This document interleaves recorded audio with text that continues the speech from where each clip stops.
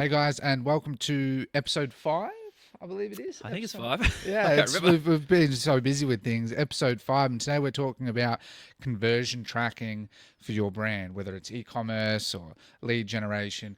Conversion tracking is a very important part of it, and there's a lot of tools and stuff out there, but there's some really good ones that actually really help to really show the true conversion tracking. Because, like, let's say you're running Facebook ads, is the big one, isn't it? Google ads is a lot more accurate, but I mean, you can tell me more about that. But with from what I see with Facebook, it's notorious, especially since the iOS 14 update, that it's gotten a lot better. But having these apps to, where it's showing you're getting like a 2.1 ROAS when in reality you could be you're actually getting a 3.9, makes all the difference to, your scalability. So we're talking about that. So yeah. Yeah, absolutely. And I think for most people, what tracking typically looks like is, they've got a Shopify store, WooCommerce, Yeah.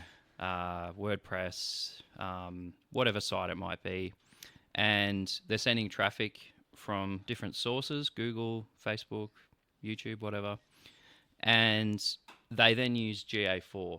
Like, that's GA4 is free. Yeah. So, that's a Google-owned platform. They want people to use it. And the problem is the tracking in GA4, especially now after the kind of big update. From GA3? From UA. From the previous version. Yep. It's not accurate. Like, the data in there, well, based on some of the research I've been doing the last few days, can be up to 20 to 40% Yeah, it's incorrect. a lot. It's a lot. It is a lot. And there's a lot of reasons for that. And this week especially, I'll give you I'll tell you what's happening. So we've got a large client, e-com client, very, very large client. They're spending a lot. They're on all platforms, so they're running ads across the board, including TikTok and all that. TikTok is in the pipeline. So you mean like Facebook, Google, Yep. Pinterest? And stuff? Pinterest is also in the pipeline as well. They've got display. Yep. They've got programmatic display, which is absolutely killing it. It's got like one of the best ROAS I've ever seen. Really? It's crazy. That's the topic for maybe next week. Yeah, absolutely. Yeah. Anyway, so you're running all this traffic, all these different platforms, and you're relying on GA4 to be your source of truth. And, here's the problem. A lot of the time, GA4 either doesn't report accurately, doesn't report the platform accurately, like it'll lump it into like referral or like other sources. Yeah, it's really annoying. All these like random things. You're like, well, that's not accurate. Not helpful. Yeah, that's not helpful at all. And then you've got things like the iOS 14 update, which really put things, like it really messed things up. You've got blockers, like, Chrome plugin blockers. They're getting bigger too. Yeah, you've got, there's a browser called Brave. I don't know if you've heard of that. It blocks almost everything. So, like you said, you might show them a dashboard. Hey, our ROAS is 2.1. But really, it might be 4, it might be 5, because the tracking is just not accurate. It doesn't include the journey, like the user journey. For example, if it's outside of a 60-day purchase window, the ad they originally clicked on won't get attributed to the sale. So there's all these things working against you.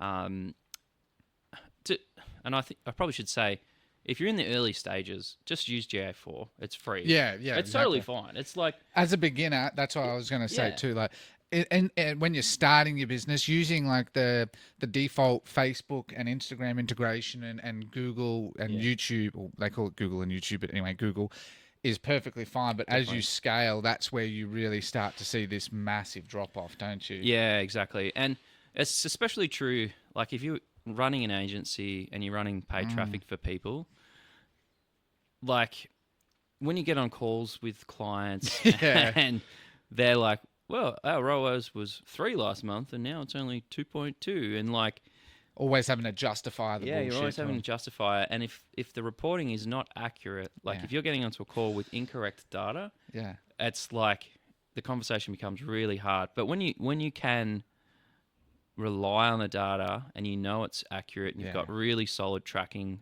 in place, the conversation becomes much easier. You've got more trust in what you're doing. Yeah. Do you think it's also going to get better as well now, like Facebook and I noticed with Google are moving more towards incremental attribution models, like in terms of their look back window?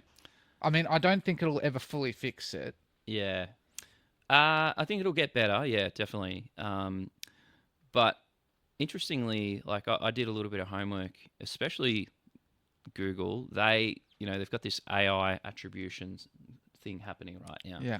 And if you look into it, whether or not this is 100% correct, because I'm still in the early stages of researching it, a lot of it's actually guesswork based on historic data and like not live data. Like AI is like kind of building a model around what it thinks it should look like. Yeah. So it's kind of like, I don't know.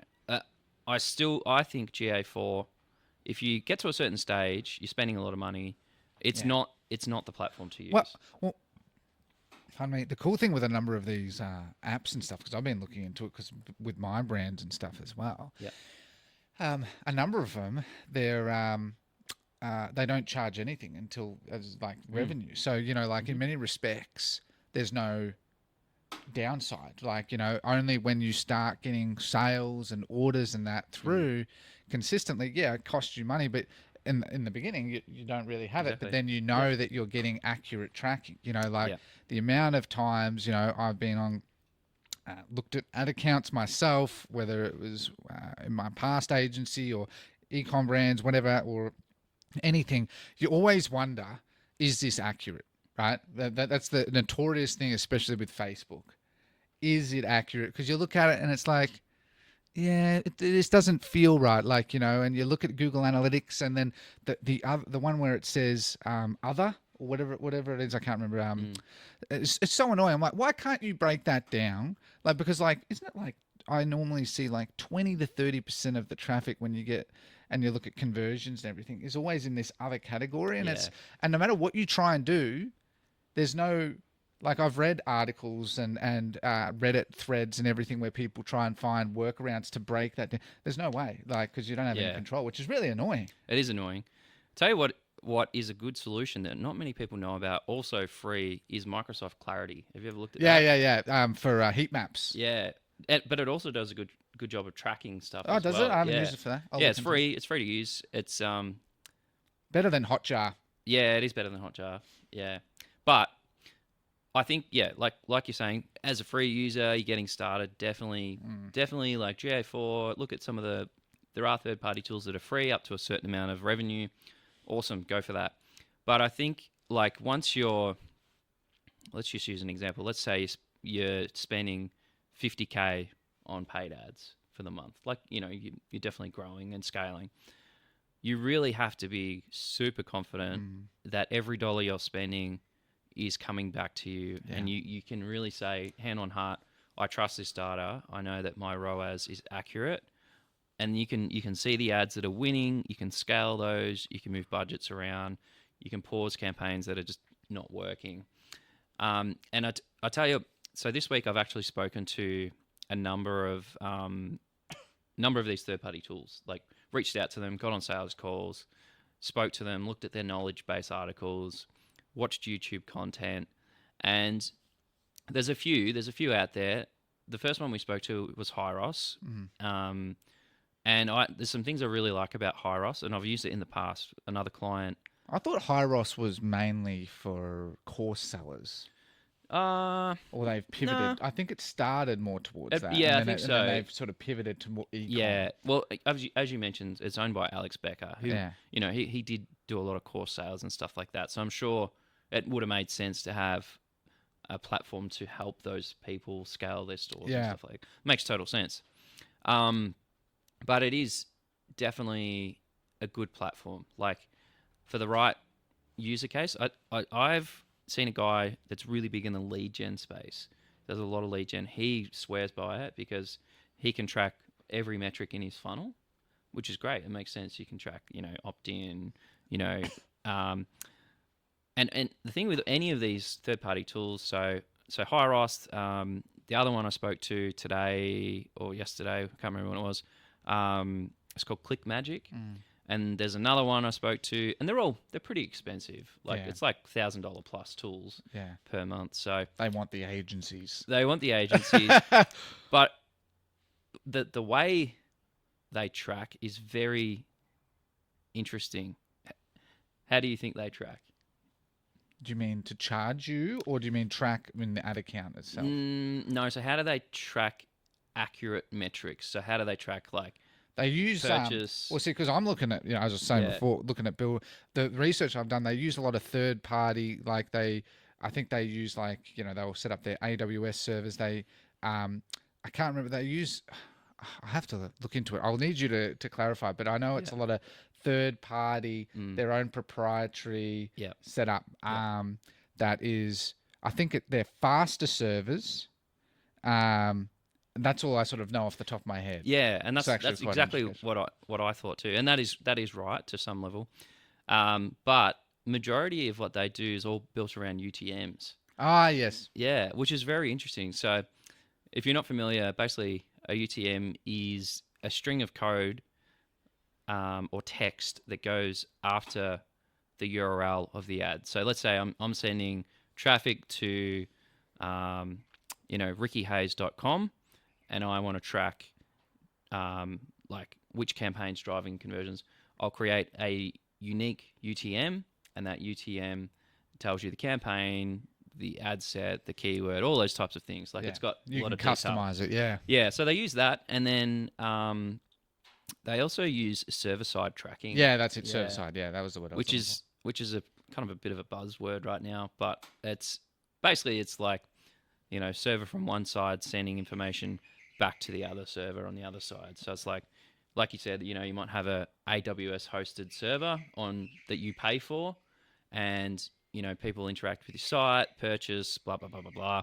That data then gets sent back to Facebook so that they get accurate tracking as well. So, but like a lot of the rules came in place. You had iOS 14, then you had GDPR.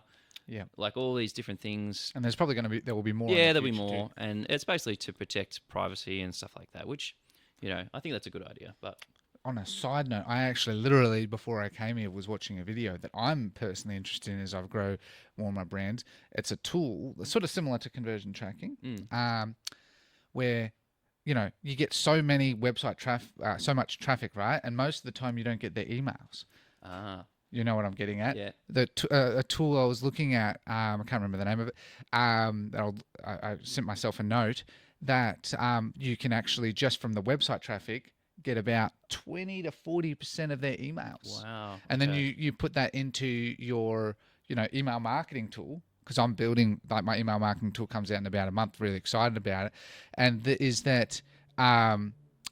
you get that, and then again at the end of the day, because so much of that traffic that goes to your website, you never get. You never get their email. But if you can get someone's email, I know it's not exactly conversion tracking, but it's sort of similar, because getting their emails, if you can get someone's email, you send out email blasts or like the campaigns and stuff. That's where the extreme results come from, because once you get like email marketing and stuff, like between like conversion tracking to see your proper conversion tracking and then getting emails, like rather than just always relying on ads, because ads get more and more expensive. I don't know. That was just something that I thought was really cool too. Cool. Yeah, that's cool. And then, so do you guys do email marketing? Not really, no. Oh, okay, you just focus purely on the paid ads. Yeah. Like I have done email marketing. It's a great platform without a doubt. You can I think it's the highest revenue or highest ROI platform there is. Yeah, well, it's back to the conversion tracking though. Like, so what's your gut feeling about which one you're going to go with? And why? I think so. Right now, I think I'm going to go with ClickMagic. Yep. And the reason being is I felt like it answered a lot of my skepticism. Like I was quite skeptical. On the call? I actually just chatted with a person. Yep. Like on an online chat. And like I had a lot of questions around like how accurate is it? Like It's just made up. Yeah, it's just made up. And they spoke. So iOS 14 was one of the big ones because that's was the big killer. one. Yep. They spoke specifically about that. They addressed that on the page. They're like, no, we have technology that we're very confident will eradicate all the blocking issues from that. So I was like, check, that's a big one. They had server-side tracking, which I know is really important at the moment for Meta. Huge. They had a UTM builder that's directly inside the platform, which is really smart.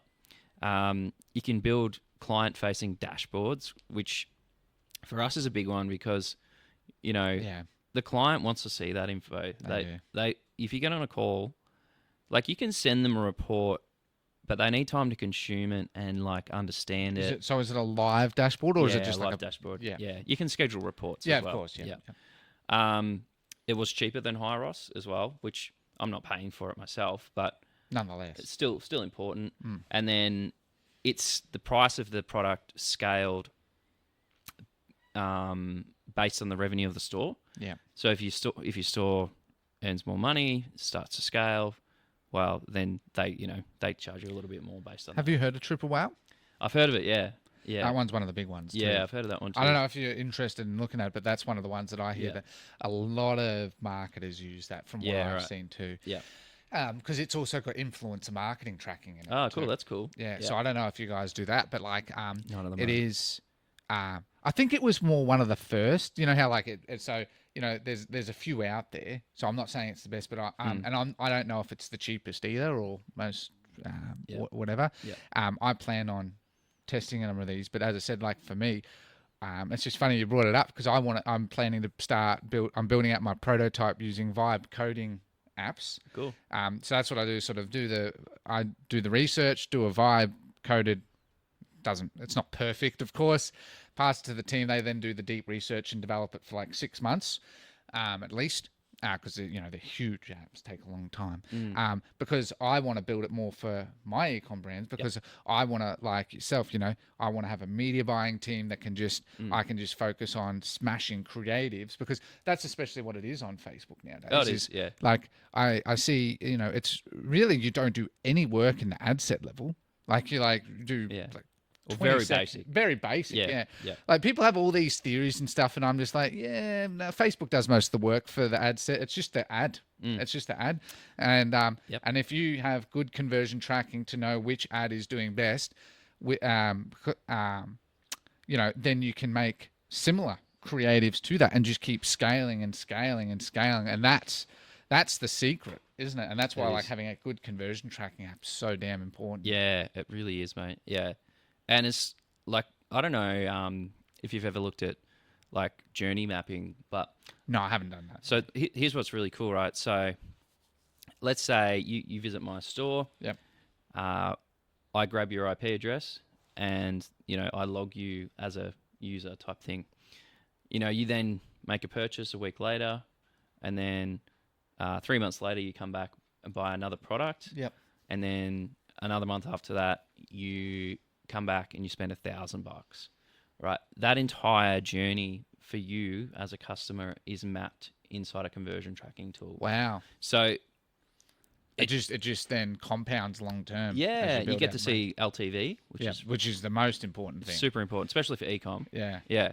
But it's like knowing when you can kind of get into the mind of the customer, it's pretty powerful. Well, that's what we as marketers want to be, don't we? Yeah. We want to understand them. We want to be in the mind of the customer, do the right marketing to the right people, and squeeze them for every penny. I think you mean create the best product. Squeeze for every penny. Obviously, you want to make the best product, but as marketers, like especially as an agency, I don't know what your deals are with your clients, but I'm sure like when I was an agency, and that you get more money, you have your base retainer a lot of the time, plus then ad spend. So if you can spend more, you're going to make more. Yeah, and that if you're on that model, conversion tracking is like mandatory. Oh, have to have it. Yeah. Like, imagine if you're like you said, like 50K for like a client spending 50K. Imagine if you have a 10% retainer. Yeah. You're talking $5,000. I don't know why I went blank on that, but imagine if you could double that. There you go. And the best part that I just want to say as a side note is doesn't. I mean, this is just my perspective with the ads. It doesn't take much to like if you go from $50,000 to $100,000. It's not like you need to do a stupid amount of additional work. It's mainly just increasing the budget, and then you just make more money. Yeah. It's good, isn't it? It is just increasing budget. Obviously But small. like you said, if you've got the right tracking, you've got you're creating multiple creatives. You're actually doing the work. Yeah, of course. You can just obviously increase budgets and you'll reach a wider audience. That's easy. But if you really want to capitalize and really want to scale it and get more of the pie, well, that's when you're testing copy, you're testing everything, you're testing headlines. I don't know. Do you ever test headlines? I do. Yeah. Because now with Facebook and stuff and all of that, they basically do the AI and that for you. Yeah. Or I go into ChatGPT. There's free GPTs you can get for there's tons of them, right? I just use a Google Ads one for and then a Facebook one. I can't remember what it's called, Facebook Ad Copy Wizard or something. Mm-hmm. I type in what my script is. Yep. Say, make me some ad copy. I look at it, review it, might change a few things. Boom, there we go. Because I don't personally just rely on the Facebook AI to do the copy. I prefer to do it a bit more myself. But anyway, as you said, they do make a difference. The creative is the most important. Definitely. But there's if you can use more of those options to do further split testing for 20 seconds extra work. Yeah. Why definitely not? Do it. Yeah. And that's why I see with the future of e-commerce, this is what I'm building an activewear brand, a women's nail brand, the pajama brand, and a shapewear brand. Mm-hmm. And I plan to build one of my other passions that I've really come in. I have to just do it. Dog beds. I love dogs. Anyway, but is that, and with all of them, I learned a lot from you that if I want to scale them and I want to scale them to ridiculous numbers, getting these apps, like you said, conversion tracking, you can use the free ones, but they're just not good at scale. No. And then using tools that, as I said, that allow you to make these creatives. It's the ultimate combo, right? If you can, the creative is usually the part that takes the longest. It can be a pain in the ass. If you have great conversion tracking, what ads are doing well, and then you can make similar ads. Most brands don't. That's why most businesses are stuck in being small businesses. They don't sort of look at this. Yeah, don't invest in the They're data. usually they're sitting on gold. They just don't know how to pick it. Yeah, it's pretty true. Yeah. That's what I observe anyway. Yeah, it is. And I imagine I've never been in that situation where I'm the small business owner and I'm, I've got people I've still stressful. Got to employ and I've got product and all that crap. I've never been in that situation. I've always been on the other side of the fence where it's I'm working with people like that. They want to scale, they want to grow, don't know how to do it. Well, see, with conversion tracking, that's why I was looking at influencer marketing, right? Because one of the things I'm looking at is UGC creators, right? Not just paid, but using, as you said, UTM tracking and stuff. Yep. I just literally been doing it last few weeks, joined 100 Facebook groups, right? There's just tons of micro UGC creators. Yeah. So everyone's moving, we've spoken about it, AI UGC and stuff, but I plan to do that plus these micro UGC creators might be have 1,000 followers. You send them the product, they make a review on it. There you go. You've got a creative as well, and you might get a few orders and stuff through. Yeah. And the most important thing with that is the UTM link that can send them, a simple UTM link, and then look at it in Google Analytics. But I want to Google Analytics. I find is really, I just don't find it very user friendly either. It's not user friendly. I want a tool that's really easy to just review. Yeah, and even a lot of the report dashboards and metrics. And I find them really fucking confusing. Yeah, they're confusing. They're not clear. It's you got to dig through 3 or 4. You have to be an expert to use it well. Yeah. It's not one of those tools where you can be a beginner and I can just fumble my way through. No. You literally have to dive deep, learn a shitload for this to be this makes sense. Yeah. I think Microsoft Clarity is a much better. So that has conversion tracking, does it? Yeah, it's got lots of. Yeah, I'm pretty sure. It's been a long time since I've actually dove in and had a look, but. It's free. It's free. It's just put it on your site. It costs you nothing. Yeah. You got 2 sources of tracking then. Yeah. And heat map tracking is a massive win. Like, if you can see where people are clicking and moving around the site, that's a huge win. Build your landing pages and stuff too, and you can see what's clicking. Because as I said, that's one of the apps that's starting for me next month that I'm building, one of those for ecom too. I just think, because I want to build these big landing page apps, and having that analytics and everything is so damn important. It is. Yeah. And so you don't use the heat maps that much. I have in the past. For the stuff we do, I don't. It's just not that important. Yep. Like, we've got a bit of an even split between lead generation and ecom at the moment. Yep. And I'm happy to report, like, 90% of the people we're working with are all doing really well. They've all got really good. You're never going to get it 100%. No. 100%, are you? No. It's always subjective. Yeah. We actually use a third-party checkout tool, which has got pretty good tracking in it. And On Shopify. On Shopify, yeah. So people, visit the website, and if they're ready to check out, it takes them to a third-party checkout. So you don't use the Shopify native one? No. Why is that? Just so one of the agencies at some stage had an agreement between this company, and so like they look after the checkout, but they need help with clients that need marketing. So we help them, and we sort of just work together. I don't know how it came about, right. But it works well, like, because what's it called? I think it's called Roller. I haven't heard Roller app, something like that. I can't remember. I can tell you later. Anyway, because I remember years ago, Shopify had the 3-stage checkout. Yeah. And I actually made a video where you could optimize your checkout with a custom script. Nice. And it helped your conversion rates then. But now Shopify just have 1-page checkout. Yeah, so I see that. So I don't know what that one does. If it does where you can do better split testing, or I don't know. I think so. This one. It sounds interesting. It is interesting. It's good. It's a good platform. Theirs appears to have the ability to book event type stuff. Oh, so it's not just for ecom. It's not just for ecom. Right. No, it's. I default to that. Yeah. So let's say, I don't know, you sell tickets for something. You can send traffic. Yeah. People can pick a date, pick a time. Yep. That's what that tool would be X good amount for. of people going. Yep. Whatever. Yeah. It's mainly for that, but it also. Yeah, it appears like it's pretty customizable, I think. So that's more for services, isn't it? Yeah. Yeah, It's more right. for services. I was defaulting to ecom. I'm like, Nah, not. It's right. It's definitely service more. Yeah. Than product. Gives a lot more flexibility for service, because you need that, don't you? Oh yeah, 100%. Yeah. Yes. Because ecom's always just here, put in your payment details, your address, away you go. Whereas in services, there's a lot of unique variables, and so having a good flexible checkout app makes a lot of sense. Yeah, it does. All right, let's I'm recap. having too much fun talking. I love that stuff. Conversion tracking. I think it's probably, once you get to a certain stage, it becomes priority 1, because you want to know that what you're doing is working and gives you the information you need. How much do you think you need to be spending a day to get to that stage? Yeah.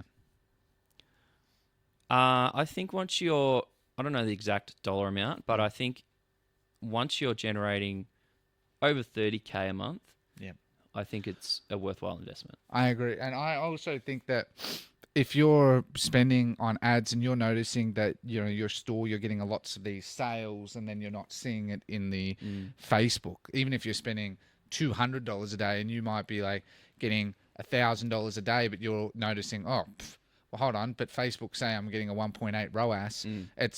And especially if you're not doing ads on other platforms, then it's highly likely that the conversion tracking is just not accurate. Yeah. So that's sort of how I look at it. Look at it from, doing 30K a month, or if you're just seeing that there's a lot of sales that make no sense. Yes. Whatever stage you're at, be like, it's probably nothing what you're doing. It's probably just Facebook isn't accurately, or these platforms are not accurately attributing it. Correct. Yep. That's exactly how I right. look at it. Yeah. And if you're an agency, you have to, you can't, honestly, a lot of the time you can't even rely on the data in the platform itself. Yeah, it's sad. Because Meta might report wrong, or its attribution is too short, or same with Google. It's and then the client's calling you, why aren't my sales? Blah, blah, blah, blah. Yeah, that's right. And they're breathing down your neck. So Saves a lot of time. You know, like you were Yeah. saying, that's where why I like these platforms. You know, as I said, it might be $1,000 or whatever a month, but if you look at it, the amount of time that you save.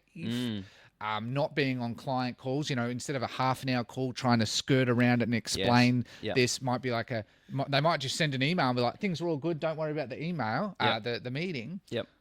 Perfect. You know, then you can get more clients, you can scale their ad spend. I'll tell you one other thing that's probably a massive win is when you work with a new client or you set up a new store yourself, setting up tracking is a huge pain in the butt. Like having to put pixels in place and takes so fucking long. It's such a pain. It's tedious. Wouldn't it be nice to know that you could just have a UTM attached to the ad that just tracked everything? Yeah. How much better would that be? Yeah, like because I've been setting up with my new brands and stuff, literally going through that where it's so annoying, especially with Facebook. Google has its quirks too between Merchant Center, Google Ads, Analytics. But I find it's a bit easier. With Facebook, you have to go into the ad account, give yourself permission to use the ad account, connect your pixel, you know, make sure your page is connected because a lot of the time it doesn't. And then it bugs out, doesn't do it. You go back and forth. You end up getting there, right? I've done it many times. So you know the little... But it's like you spend half an hour doing where it's like I should be able to just click, go. Done. You know, so I just think it's stupid. I've been working with a client who's from overseas at the moment, trying to get access to their, you know. It's always painful. Oh my! It's taken a week to scan back and forward, and then they share it, and they don't give me the right access. Yeah. Oh my goodness, such a pain. And not having to jump on a call and just slowly direct them. Move your cursor here. Yes. No, left, not right. Click on the cog. I'm telling you very clearly, there's only one setting button on this page. Yeah. you can't understand the pain until you've been in that situation. It's yeah, so painful. It's and you're sitting there and you're trying to be respectful, but you're like, oh my god. Yeah, I know. Kill me now. Good stuff, man. That was fun.